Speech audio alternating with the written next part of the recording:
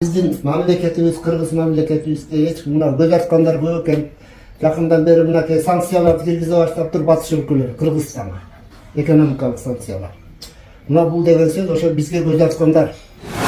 Бүгүн 9 май улуу жеңиштин 81 жылдыгына карата жергиликтүү кеңештин депутаттары өзүбүз сени айылыбыздагы аксакалдарыбызга ордо оюн кылып берейик. Андан кийин аш-баш сыйтамак уюштуруп батасын алайын деп, ошо эл жерибизге жакшы дуа кылып берсин деп атайын аксакалдарды чакырдык эле. Сиз келип калдыңыз да. Ассаламу алейкум мекендештер, ассаламу алейкум аксакалдар, ассаламу алейкум аталар, амансыздарбы? Негизи силердин барыңар жакшы. Атаң өлсө дагы атаңы көргөндөр өлбөсүн деген. Силер өлбөгүлө, көп жашагыла буйрса. Силердин батаңарды алып ушул кийинки муун өссүн.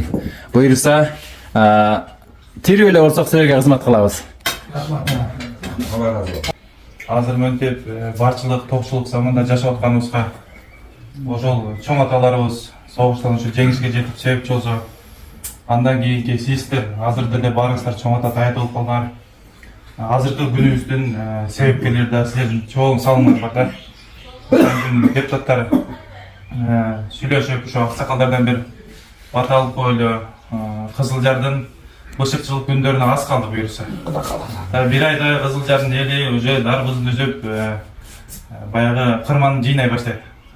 Ошол күндөргө бир жакшы элге жерге бата берсеңер, жакшы дубаларды кылып берсеңер деп атайын орда кылып, орда аткан аксакалдар могу ден соолукту дагы көрүп атабыз. Бул эң мыкты, анча-мынча жаштар атканда мыкты кезер. Ошо аксакалдар силердин көңүлүңөрдү алайын деп, батаңарды алайын деп атайын депутаттар киши бүгүнкү иш-чара болуп отурат. Анан кийин дагы бир айта турган нерсе, Чукурган айыл өкмөтүнүн жаш активисттери тарабынан бизден биринчи жолу могу областтын ичинде Куран жагышы өткөрүп атабыз. 20 май күнү бир кеминде бир 50 карыны ушу Чукурганга коттуу жерибизге топтойлу деп атабыз. Алардын баарын алып келип, ошол жерде баардыгы сүйлөшсөк баардыгы уже бирден Куранды катым кылып алып келишет ушул жергечи. Казы өзү баш болуп келет, муфтийдин орун басары келет. Чоң карыларды чакырып атабыз. Ошол күндөрдө бир жакшы, бир элге жерге бир жакшы нур чачыра турган күн болсун. Ошол иштерибиздин алдында дагы силердин алдыңардан өтүп бир силер батаңарды алып коелу деп атайын чакырып атабыз да. Ошол бүгүнкү эмени депутаттардын атынан майрамды куттуктоо деп кабыл алып коебуздар. Силерге биз аксакалдардын атынан ыраазычылык билдиребиз биринчиден. Экинчиден, мына бүгүн 9 май фашистти Германиянын 45-жылы 9 майда жеңген экен. Биздин аталарыбыз, акелерибиз, абаларыбыз кеткен. Барып келгендер болду, калып калгандар болду, дайынсыз кеткендер болду. Биринчиден мына силердин кылган жайган дасторконуңар ошолордун арбагы ыраазы болсун. Ошолор мына бизге ушундай турмушту, ушундай жашоону алып келип берди. Бирөөгө көз каранды болбой өзүбүзчө мына 90-жылдан бери эгемендүүлүк болуп, мына 5-декабрда конституцияны кабыл алыппыз. Ошол конституция менен мына ден конституцияны өткөрдүк. Ошол конституциянын аркасы менен, баш мыйзамдын аркасы менен биздин Кыргыз мамлекети өзүңөр көрүп атасыңар, акыркы 20-25-30 жылдан кийин акыркы 5 жылда мындай тааныбагандай өзгөрдү десек болот. Бул кандайча өзгөрдү? Бул өзгөрүштү силердин берде ордуңар бар да, жаштар. Силерге айтып коечу. Азыр өлкөбүздө жогорку кеңешке чейин депутат болуп атасыңар, жергиликтүү кеңеште депутат болуп, элди ушундай ынтымакка чакырып, уюштуруп иштеп атасыңар. Бул абдан чоң маселе.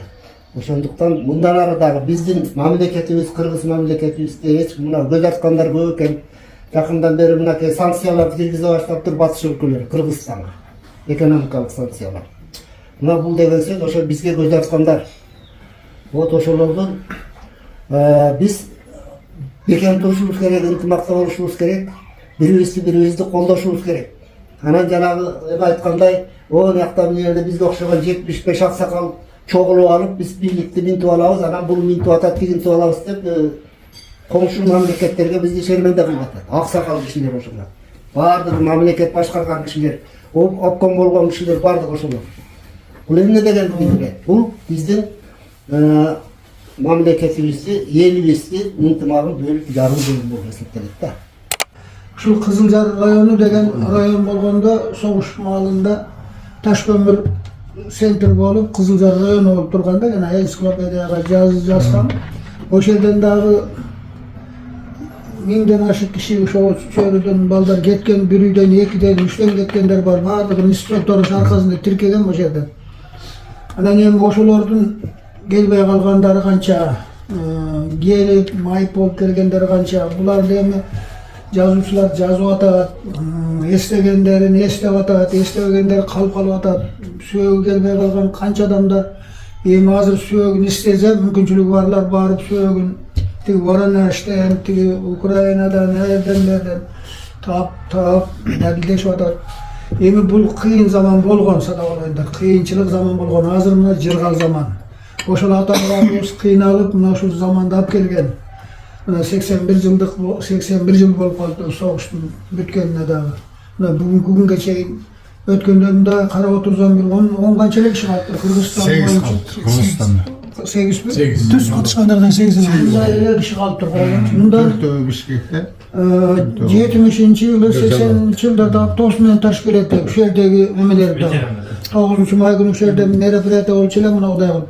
Ветерандар таш келет элек 160-170 болчу, запись боюнча. Ошо бирөө келген. Мына ошолор бирөө да калбады. Акыркысы жороке болду, мына жороке рахмат акырында өттү. Ошолордун арбагы разы болсун. Ушуларга арбагына арнап мына канчалаган Курандар окулуп атат, жакшылыктар айтылып атат. Ошо мындан ары дагы ошол кишилердин мээнети менен мындай замандын келгенине сүйүнүп жүрө беришибиз керек. Манас. Мына бүгүнкү жеңиш 9-майга кут болсун. Биринчи. Бул баягы СССР союз маалындагы майрам дагы унутулбайт.